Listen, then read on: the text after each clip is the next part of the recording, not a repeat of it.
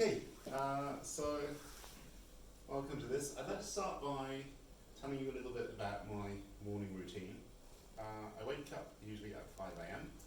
and I go running for about a kilometre. Then I get home, I have a cold shower, which gets my immune system going.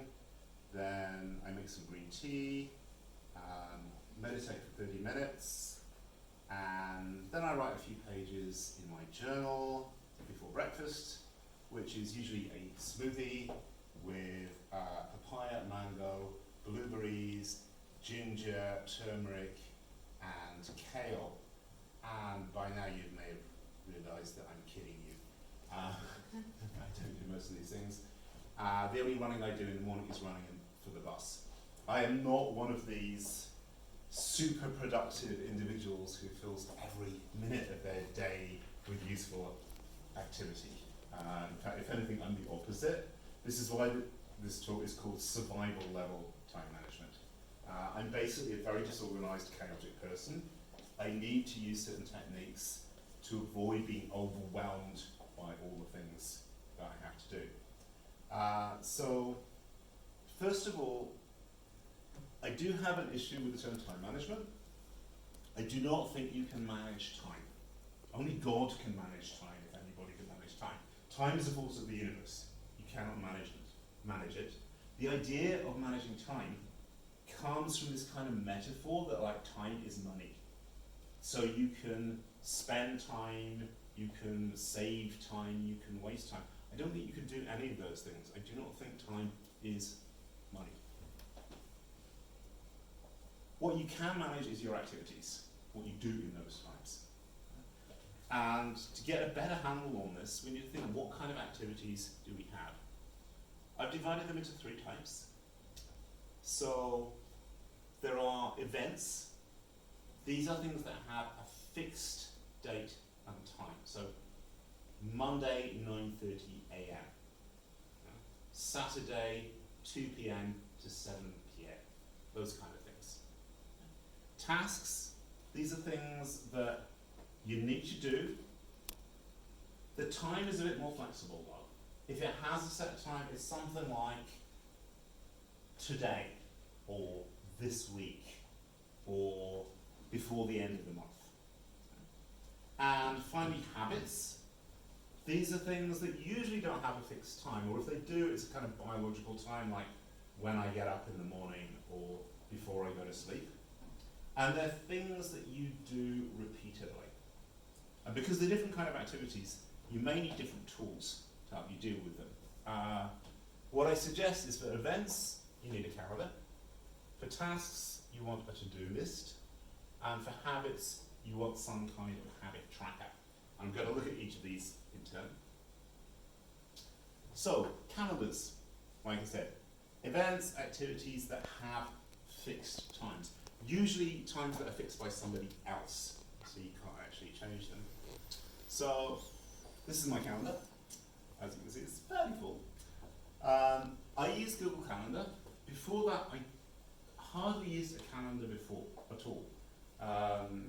People would buy me these, or usually give me, because they were free gifts, these desk calendars with pretty pictures, or even kind of like ugly pictures, because they're from some kind of steel ball bearing company or whatever. They would sit there on my desk. I would use them maybe once a month. Then I started using Gmail. Gmail came with Google Calendar, and I thought, oh, I'll try this out. And then I was like, oh my God, how did I live without this? Of course, it doesn't have to be Google's calendar. There are lots of other online calendars, Outlook, whatever you're comfortable with using. They're all pretty much the same. So what do I do with my calendar? First thing, at the beginning of every semester, I block in my lessons. So you can see these here, obviously. I don't know how many of you have used these things, but you can set up repeating events. You can tell them when to stop. It's pretty easy. I also have deadlines. This here is actually not a deadline for me, it's a deadline for my students. First essay, final version, 11:55 p.m. This is transferred automatically from Moodle. I don't have time to tell you how to synchronize Moodle with Google Calendar. I will put it up on go right later. It's not too hard. And you can also put in other characters. So here we've got Resmi Tatil Günleri, official holidays in Turkey, and so on. Another nice feature is that you can turn emails into events. So this is a CCI colloquium. I got the mail, I thought, might go to that. So I turned that into an event. And finally, even Facebook events, you can tell Google Calendar to put those in there. This is like me gaming on Sunday night. So it doesn't just have to be work things, by the way. Anything that is fixed. So like this game is, because it's with my friends, it's going to start at 7 o'clock on Sunday. You can also set reminders and alarms and things like that. I generally use the default one, which is to notify you 10 minutes before it starts. And you'll get a notification on your smartphone, of course. So the traditional wisdom is that you only put things in your calendar that are fixed for you by other people or involve other people. However, recently I've been experimenting with the alternative view, which is that you should start blocking in any time where you want to do what we call deep work. So where you want to work for an hour or more with no distractions. So you can see these here. So yesterday I was doing lesson planning. As you can see, I've got a lot of grading to do over the weekend. There are a couple of advantages of that. One is that you're kind of making a commitment.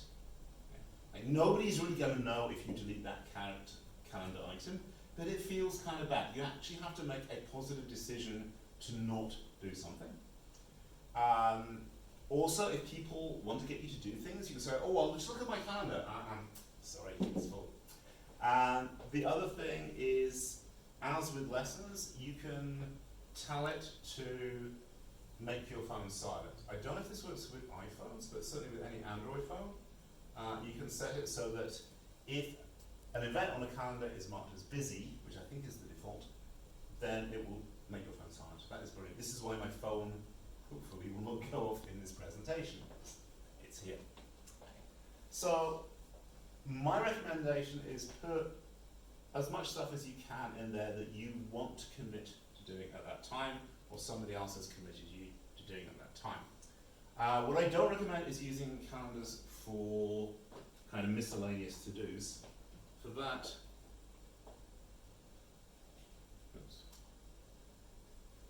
you want a to-do list. Yeah. So this is a traditional pen and paper to-do list. So as I said, anything that doesn't have a fixed time, but you definitely need to do, goes on your to-do list. The problem with this to-do list is that it's just a list. And this can be intimidating. If you've got like a piece of paper with 20 items on it, that feels overwhelming. Because the piece of paper doesn't know, and your subconscious mind doesn't understand that they're not all equally important.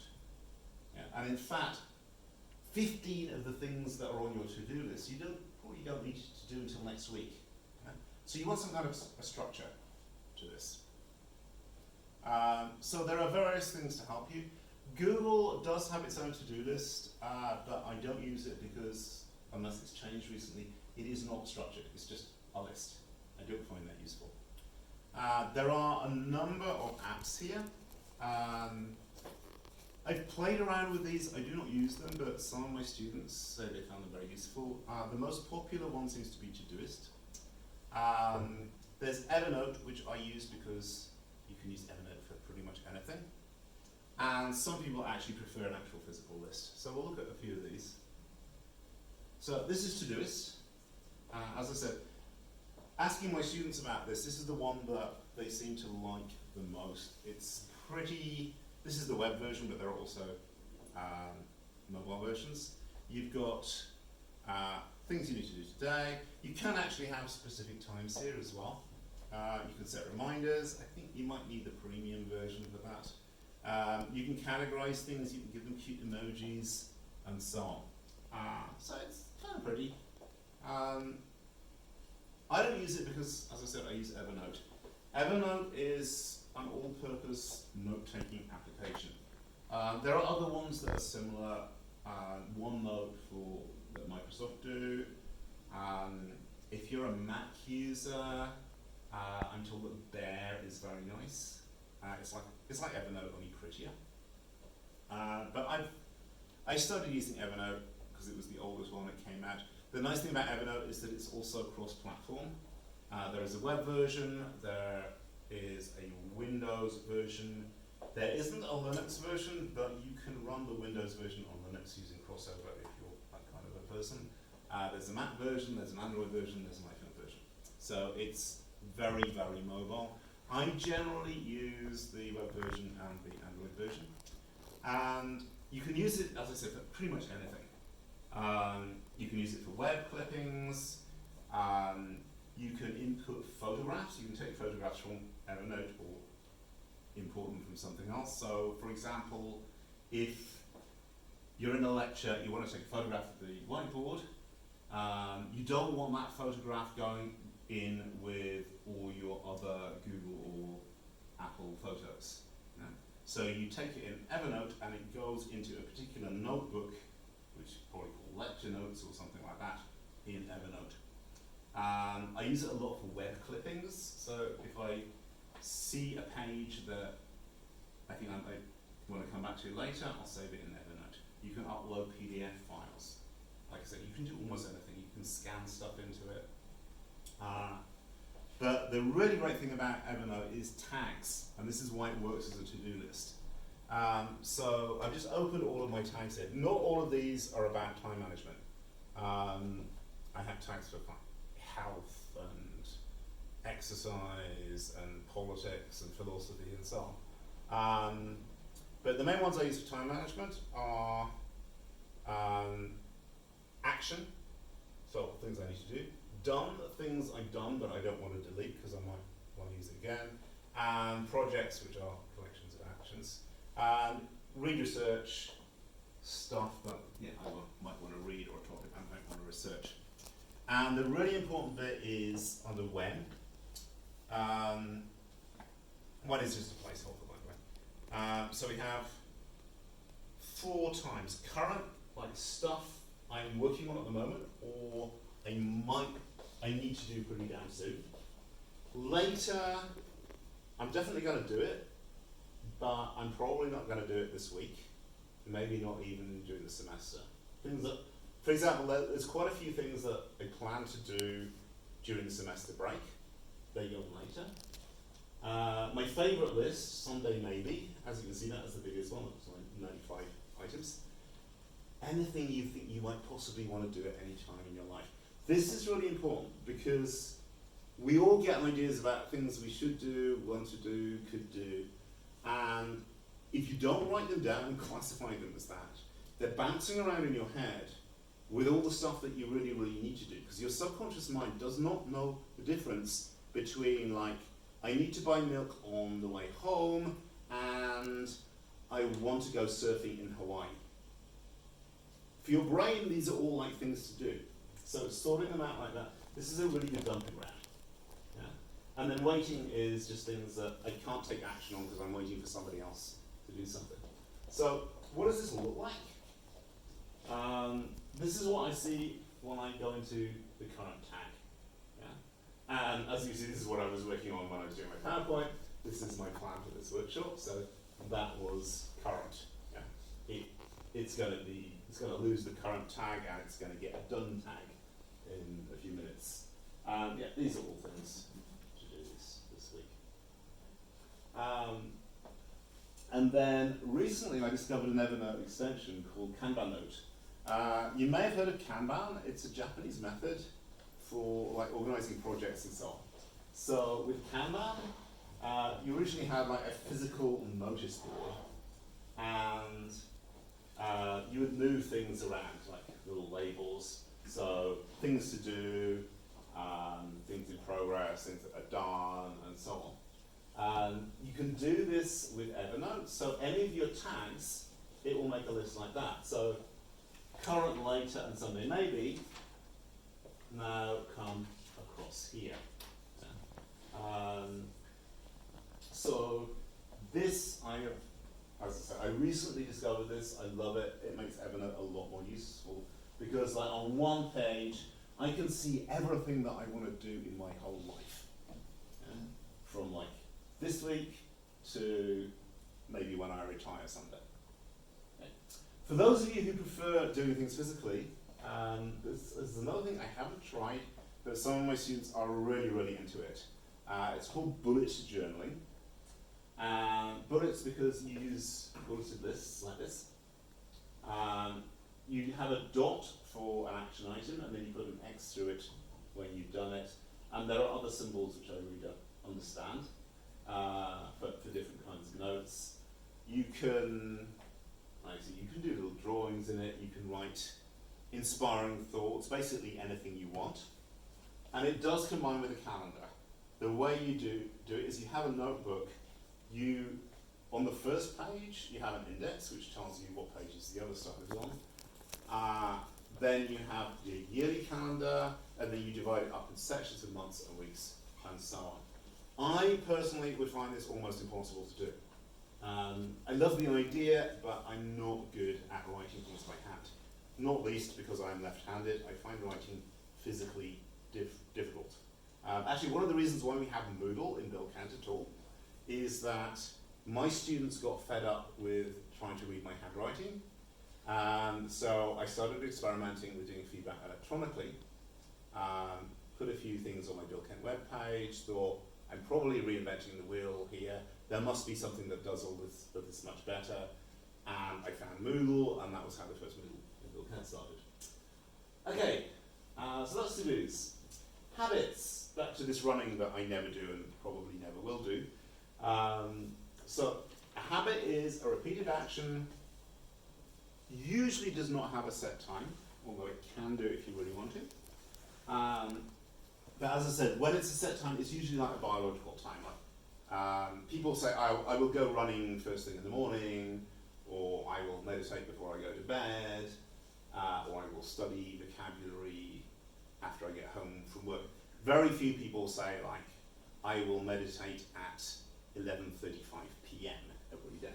So usually the times are a little bit flexible. What makes them different from to-dos, though, is that you do it again and again. This applies to good habits and bad habits alike. However, I don't actually like the term good habits and bad habits. There are a few habits that are definitely bad and you shouldn't be doing them at all, like smoking or taking heroin, these kinds of things. I'm not talking about that. The things that I'm talking about are the things that are basically not harmful in themselves, but if not controlled, they will take over your time. So basically you've got habits you want to encourage and habits you want to restrict. So the things you need to do with them. So think habits you want to do more of. So exercise more, spend time learning vocabulary, spend more time with your family, read some books outside your course. Any of these desirable habits. So you need to make them easy to do. You may remember that picture of the running shoes right at the beginning. Now, as I said, I don't go running every day. I have no intention of starting running. But if I did, I would do what some guy did, which was he would put his running shoes and his running clothes by the door, and he made a resolution that whenever he got home from work, he would put on his running clothes and his running shoes. He didn't have to actually go running. You know, that's too big a step to say, oh, every day when I get home from work, I'm going to go for a 5K run. No, that's how habits fail. Yeah? He just said, I'm going to put on my running gear. And what he found was, once he's actually put on his tracksuit and his trainers, well, yeah, I may as well have a little bit of a run. You know, I'll go down to the end of the road, and he's got down to the end of the road, he said, I may as well run around the block. And before you know it, you've run a kilometre. So making things easy to do is really, really important. So let's say your habit that you want to get is learning English vocabulary every day.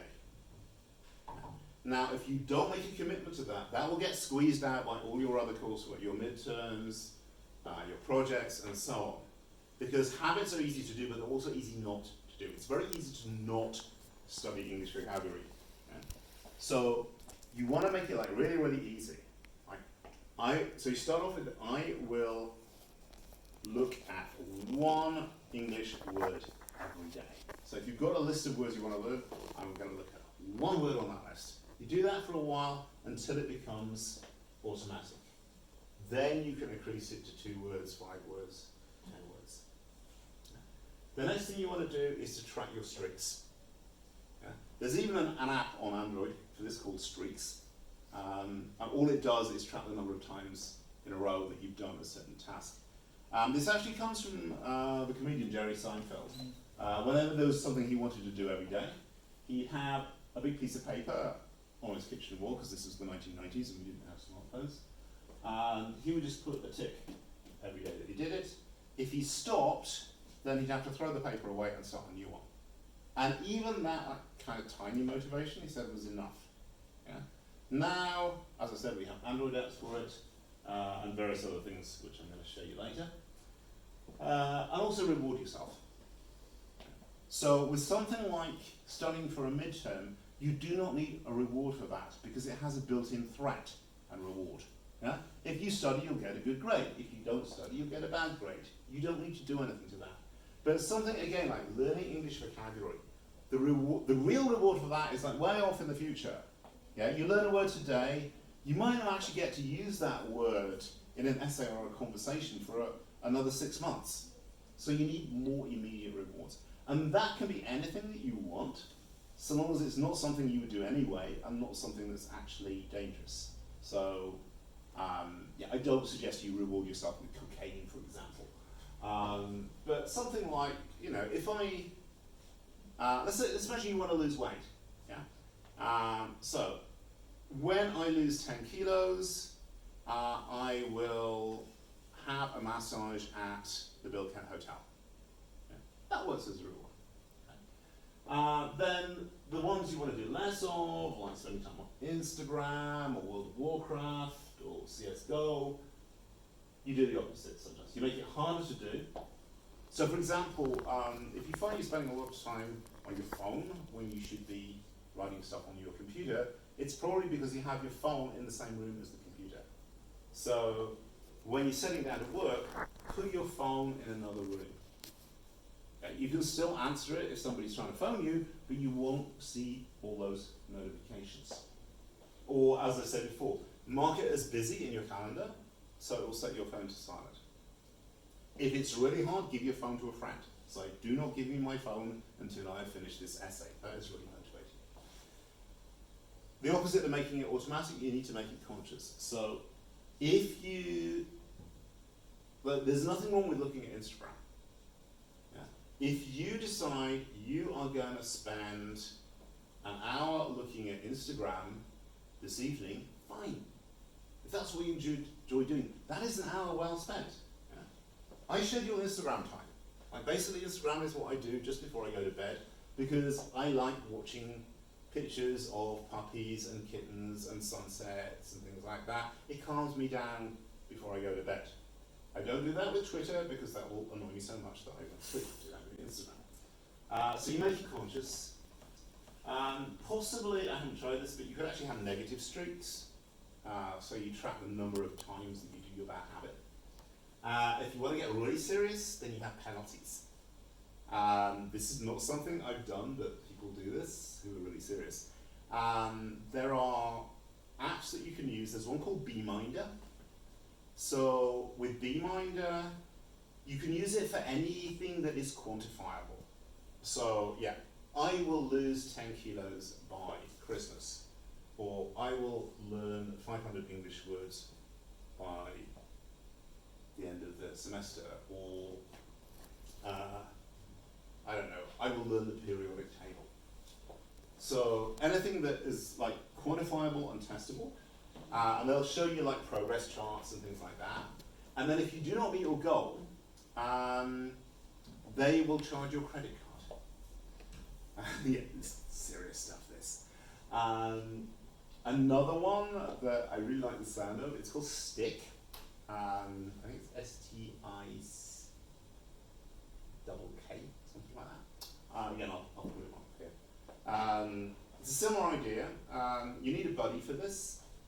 So basically, they will monitor your progress, and if you don't do it, they will inform the people at Stick, who will make a donation to a cause that you really, really hate.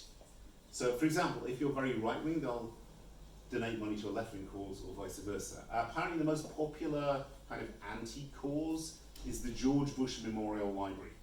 So, if you do not lose 10 kilos by Christmas, then you will pay $100 to the George Bush Memorial Library, or the Ku Klux Klan, or something like that. Okay, I haven't tried that. Might be worth experimenting with. Okay. What I do with habits is this. This is an app called Habitica, and it basically turns your whole life into a role-playing game. So you can see here, you've got this is my character. My character has the usual things you'd expect. So this is his health here, and this is his experience. Up here, this is the amount of gold I've got. And so it's very, very standard role-playing stuff. You also have attributes like strength and intelligence and so on. You can go on quests. It's basically like turning your entire life into a role-playing game. How does it work? You have 3 different types of activity. So there's habits. This is things you could do basically at any time, but you just want to do more. So for example, here I've got like a workout. So actually getting myself down to the gym and spending some time. Mini workout, like, this is when I'm working, I take a break, I do like 20 push-ups, and so on. This is the really important one, the dailies. Things you want to do every day or on specific days. Most of these are every day. This one, EOW, stands for end of the week. So this is the things that I need to do by the end of the week. Attendance on STARS, lesson plans for the following week, update my Moodle page, maybe write a quiz to give my students on Monday. So you can actually have multiple things. You can check those off. So here, for example, language study. This is something I do actually do every day. I want to do it twice a day, so I just have it here. So you can see here, it means that I studied Italian or whatever in the morning. Haven't done the second one yet, so it's not checked off here. Okay. Every time you do your habits or your dailies, you get experience and you get gold. You may also pick up random items and stuff like that. The exception is if it's a negative habit. This goes with what I was saying about penalties. So we've got eat junk food here. That's of course a negative habit. If you do that, then you lose health. So obviously, my health is 49 out of 50. I obviously committed some minor bad act. Or if you don't do one of your dailies, again, you lose health. And then finally, you've got to-dos. These are actually the same as the ones in my current list on Evernote. It took me ages to learn how to do this. I did eventually manage to get Habitica to automatically synchronize with Evernote. In the unlikely instance that anybody wants to do that, just contact me later. It takes too long to explain. So this is basically another to-do list. And you can see the colors change, so the longer you leave it undone, the redder it gets. And at the top you can see again here, time management presentation. These are the things that I've checked off. Okay, and you can give yourself rewards as well, so you can spend gold. So I have one for like watching TV, and one for gaming. As you can see, I've got 430 gold pieces here, so that translates to a lot of gaming actually, about 9 hours of gaming. And you can also like buy stuff like equipment and so on. You may be wondering like, who are these guys up here? This is my party, and this is where it gets really motivating. So as well as doing it on your own, you can also do it with other people. either people you know in real life or people you meet in the Habitica forums. They also have guilds, for example, for people who are interested in a particular thing, like there's one for students, there's one for people trying to get fit, one for people with disabilities and so on. So you get together in a party, and then you can tackle a quest together. You can fight bosses, basically. So what happens then, once you started a quest, all these good things that you do will do damage to the boss. Any bad things you do, or if you fail to do your dailies, they don't just reduce your health, they reduce the health of everybody else in the party. And this is the thing that is motivating, at least if you're a gamer. Because the last thing that you want to do as a gamer is cause damage to other people in your party. So sometimes, like, again with this language study thing, like just as I'm going to bed, I notice that I still need to study language, so I get out Duolingo. I'm there, like, kind of half asleep, trying to like learn Italian verbs, just so that the other people in my party will not suffer damage. Okay, so this is the thing I use most, I think, for organising my life. This and Evernote and Google Calendar. The main thing though is whatever works. If you like role-playing games, you will probably love Habitica. If you don't, it will be pretty meaningless. Yeah? It's the same with the other ones. If you like writing things by hand in notebooks, and like doing little pretty drawings around them and putting stickers on them, you will absolutely love Bullet Journal. I have a student in one of my classes, she showed me her journal. It's a work of art. Yeah? If you hate writing stuff by hand, you will hate Bullet Journal. So basically, yeah, it's whatever works for you. The important thing is to set up systems that work in your favor. Yeah? At the moment, if you're not using any of this stuff, the only systems you have are the ones that are imposed by other people, like your university timetable. Yeah? What happens if that is your only time management or activity management method, is that the rest of this white space gets filled by anything. It could be things that are definitely unproductive, like Instagram. It could be things that are kind of like work, but not really a good use of that time, like checking email. And email is fatal. One of the things I have to be very disciplined about is when I'm using Moodle to grade student papers, I finish reading a paper, I give it a grade, which means of course I have to go back to Moodle, and I'm in my browser, and I think, oh yeah, I'll just check my email. That's fatal. If I check my email, yeah, then it's like, oh, your friend has posted something on Facebook. Oh, let's open Facebook. It's gone. Okay, so set up a system that makes time for the things that you want to do or need to do, and restricts the time for the things that you want to do less of. Hey. Any questions? Comments? Yeah. So I'm using this physical writing journal I have. Cool. So, but sometimes when I want to do something, when I decide something, we cannot control everything. My friends is coming, or I have to join something, seminar or anything. So at the end of the day, I feel like, okay, I couldn't make it. Sometimes it's affecting my motivation. So how you're shifting, what you're doing in these times? How I can control it? I think the first thing is like, if you make a conscious decision to not do that and go to your friend's party or something like that, then there's no reason to feel bad about it, because you have used your time in the way that you choose to use your time.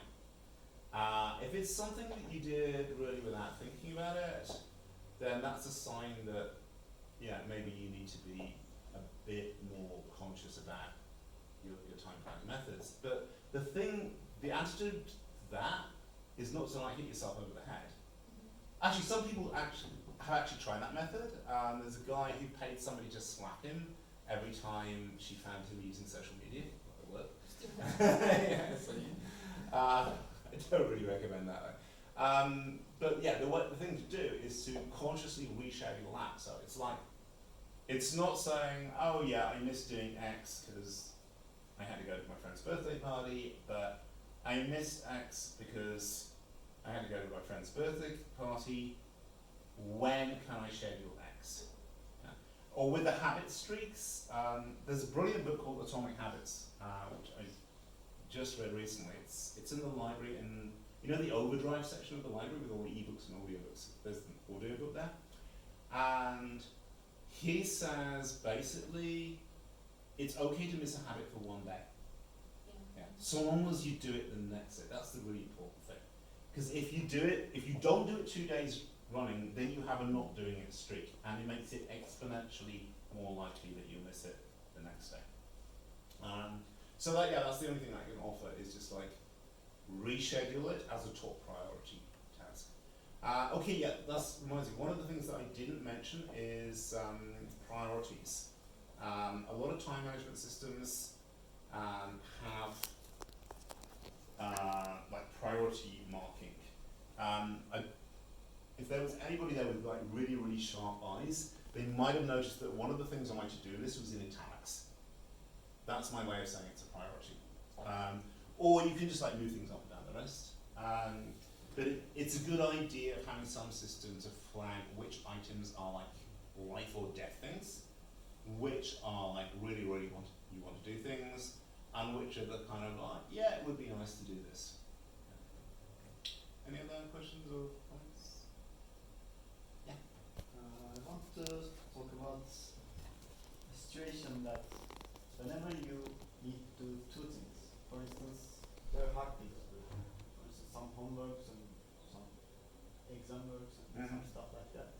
And for instance, let's say you have 5 hours to do that event in a one day, and you need to do two, and actually you have 2 days to do 2 events, and you say that I should do this one today, and you start to it, and it takes 1 hour to do to progress at actually as a point, and you say that it's not working now. I can't do that anymore because it's getting really hard, and it starts to confuse me. And do you suggest that should I start other thing that I say it's hard or continue?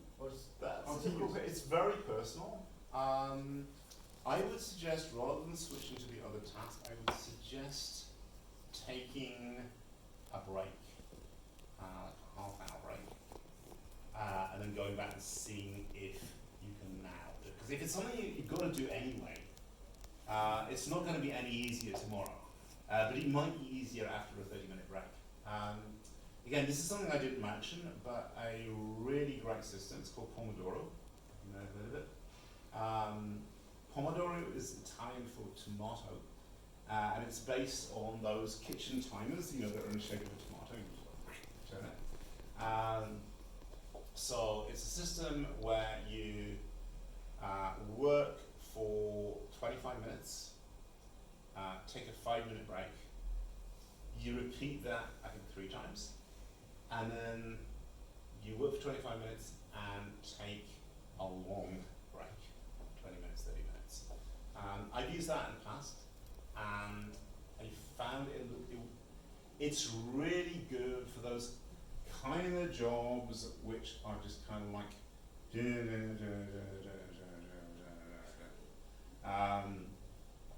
data entry or something like that.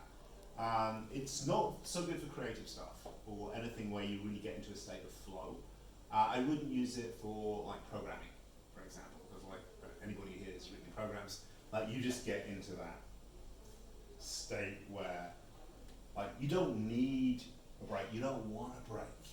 Yeah?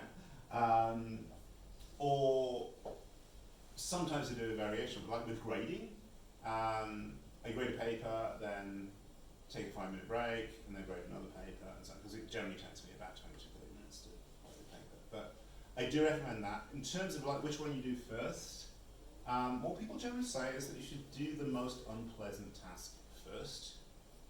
It's called the live frog principle. Was it Benjamin Franklin that said this? I start every day by swallowing a live frog, then everything else that happens in the day is better. It's a bit like that with work, because our natural tendency, and I do this myself, is to do the pleasant stuff first. you might want to start your day's work with a short, pleasant task, just to get you into your, sitting at your desk. That's the kind of make it easy thing. But your first major task should either be your most urgent task, because you have to get it done today or tomorrow, or if they're like equal in urgency, do the hardest one first. But I really don't recommend switching between tasks, because then you end up in the kind of the pit of multitasking. Again, something I didn't have time to talk about much, but one way you can really increase your productivity is through what I mentioned with deep work. So you're focused on one thing for at least an hour, and during that time, you do not do any other work tasks. You can take a physical break. In fact, when I'm using Pomodoro, so I'm taking all these breaks, but I have two criteria for it. One, I have to get out of my desk, and two, whatever I do cannot involve a screen of any kind. So I can't look at my phone, can't play games. So what do? I get up, I exercise, I make coffee. For longer breaks, I might read a physical book, but no screens. Okay? Once you get into this thing of multitasking, it's like, well, I'm a bit stuck with this, so I'll check my mail. That is fatal, and there are good neurological reasons for that. People who say they multitask, they're not really multitasking. They're switching rapidly between different tasks. And it's been shown that this actually physically exhausts the brain. It's hard work for the brain to switch between different types of attention. Breaks are good, multitasking bad. Anybody else? No? Okay, thank you very much. Thank you.